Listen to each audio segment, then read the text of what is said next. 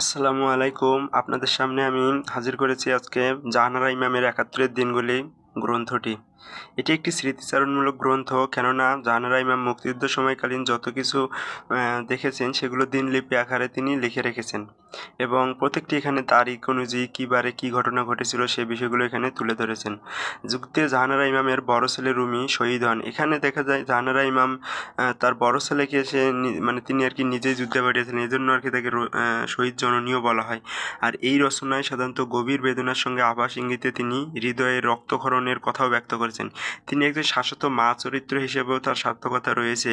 এছাড়া এখানে তুলে ধরেছেন পশ্চিম পাকিস্তানি হানাদার বাহিনীর যে অতর্কিত হামলা এবং প্রথমে সেটা যে ঢাকার নগর জীবনের মানুষের জীবন বিশৃঙ্খল করে তুলেছিল সেই বিষয়টি এখানে তিনি অত্যন্ত সুন্দরভাবে তুলে ধরেছেন।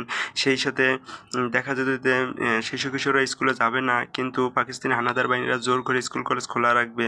সেই সাথে বিখ্যাত ব্যক্তিদের ধরে নিয়ে যায় এবং হত্যা, লুণ্ঠন, অগ্নিসংযোগ এগুলো তো ছিলই সাধারণ ব্যাপার।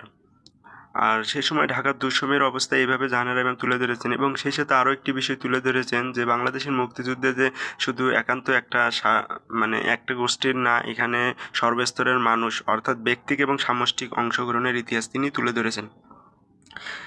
সেই সাথে সন্তানের প্রতি গভীর মমতা ও সংবেদনশীল অনুভূতি থাকা সত্ত্বেও জাতির প্রয়োজনে সন্তানকে উৎসর্গ করেছেন জাহানারা ইমাম। এই জন্য মূলত তাকে শহীদ জননী বলা হয়ে থাকে।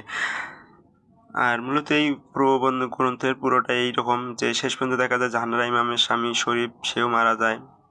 তো এই হলো এই গ্রন্থের আলোচনার মূল সারসংক্ষেপ। ধন্যবাদ সবাইকে।